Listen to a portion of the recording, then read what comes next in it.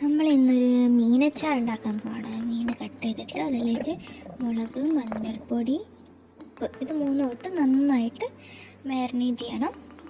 Mix ചെയ്തിട്ട് അത് marinate ചെയ്യാൻ വേണ്ടി മാറ്റി വെക്കുക. എന്നിട്ട് വെളുത്തുള്ളി അതുപോലെ തന്നെ ഇഞ്ചി നന്നായിട്ട് ചോപ്പ് ചെയ്യണം. എന്നിട്ടത് ചെറിയ ചെറിയ പീസുകളാക്കി അരിയണം. അതിൻ്റെ ഇടയിൽ ഞാനൊരു പാത്രം പൊട്ടിച്ചു. അതാണ് ഇപ്പം ഞാൻ വൃത്തിയായിക്കൊണ്ടിരിക്കുന്നത്. അല്ലെങ്കിൽ ഉമ്മ കൊല്ലും. അപ്പോൾ അത് വൃത്തിയാക്കി അതിനുശേഷം നമ്മൾ അത് നന്നായിട്ട് കുഞ്ഞു കുഞ്ഞു പീസുകളാക്കി അരിഞ്ഞു.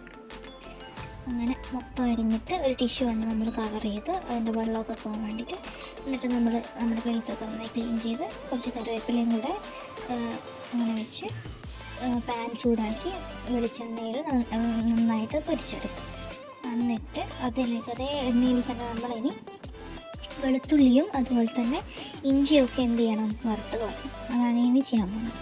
അത് വറുത്തതിന് ശേഷം നമ്മളതിൽ മുളക് പൊടി, മഞ്ഞൾപ്പൊടി, കുറച്ച് കുരുമുളക്, കായം, പിന്നെ കുറച്ച് സിർക്കയും കൂടി വെച്ചാൽ റെഡി.